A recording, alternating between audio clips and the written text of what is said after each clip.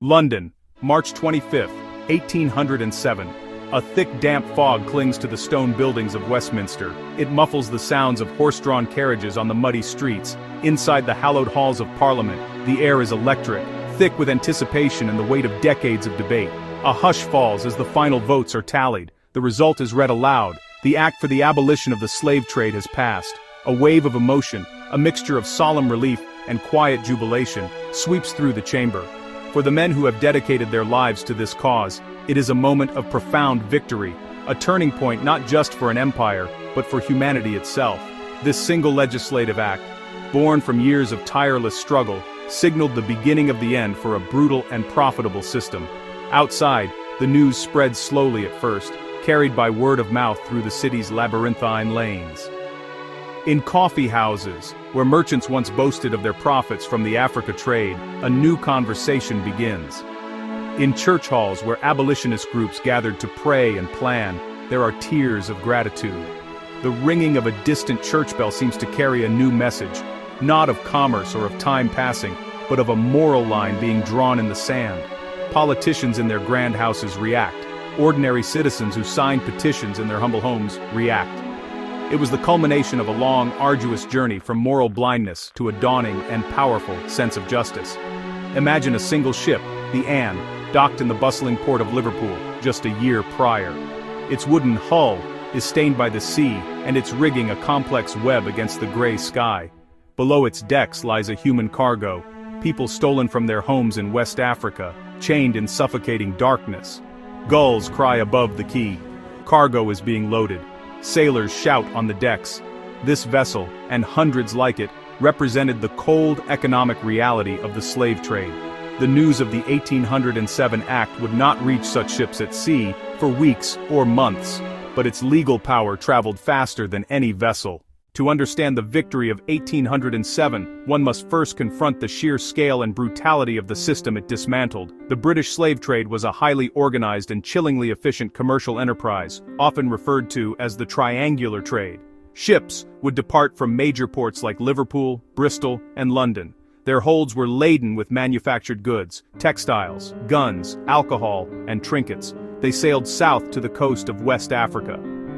There, these goods were bartered for human lives, men, women, and children captured in wars or kidnapped from their villages.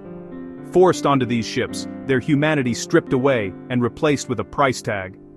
This was the first leg of a journey into despair. The infamous Middle Passage was an ordeal of unimaginable horror. Packed into cramped, disease-ridden spaces below deck, chained together, with barely enough room to sit upright, they were subjected to filth, extreme heat, and a suffocating lack of air. Disease, particularly dysentery and smallpox, ran rampant, and the mortality rate was appallingly high. The crew, often brutalized themselves by the harsh conditions, ruled through terror and violence. For those who survived, the sight of the Americas was the beginning of forced labor on sugar, tobacco, and cotton plantations. Upon arrival, survivors were sold at auction, inspected, prodded, and sold to the highest bidder, families torn apart. They worked from sunrise to sunset under the constant threat of the overseer.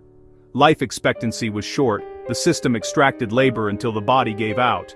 Immense profits flowed back to Britain, fueling its industrial revolution and building vast fortunes. This engine of suffering financed estates, funded banks, and supported distant industries. The sugar in their tea, the tobacco in their pipes, and the cotton in their clothes all bore the imprint of bondage. The movement to end the trade grew from small scattered seeds of dissent, among them, the Quakers. They presented the first petition in 1783, while Enlightenment ideas supplied a secular language of natural rights. The Somerset case hinted that the air of England was too pure for slavery, sending shockwaves through society. William Wilberforce became the movement's parliamentary champion, armed with evidence gathered by Thomas Clarkson. The Brooks diagram and first-hand narratives like Olaudah Equiano's transformed conscience into action.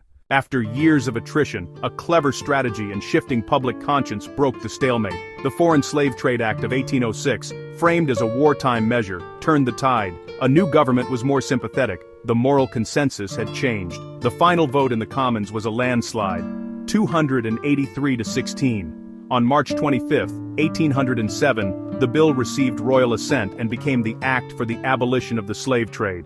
From May 1, all manner of trading in the purchase or transport of people into slavery was utterly abolished, prohibited, and declared unlawful. The act imposed stiff penalties, £100 per enslaved person on board, bringing the full weight of the state to bear. The bell had tolled for an era of state-sanctioned inhumanity. Liverpool saw its primary business vanish overnight. Merchants scrambled to adapt. A new mission was born. The West Africa Squadron patrolled to intercept illegal slavers, capturing over 1,600 vessels and liberating roughly 150,000 Africans over decades. Yet the act did not abolish slavery itself. Hundreds of thousands remained in bondage in the Caribbean. It severed the main artery, the forced importation from Africa. The movement regrouped for emancipation. Pamphlets, speeches, and petitions surged anew. In 1833, Parliament abolished slavery in most of the empire, leading to emancipation on August 1, 1834. A flawed victory, apprenticeship bound the newly freed, compensation went to owners, not to the formerly enslaved. Still, it was the final legal nail in the coffin of British slavery, built on the moral precedent of 1807. The ringing of that bell was not an ending, but a new beginning. The echoes call us to remember the long path to justice, and to remain vigilant against inhumanity in our own time.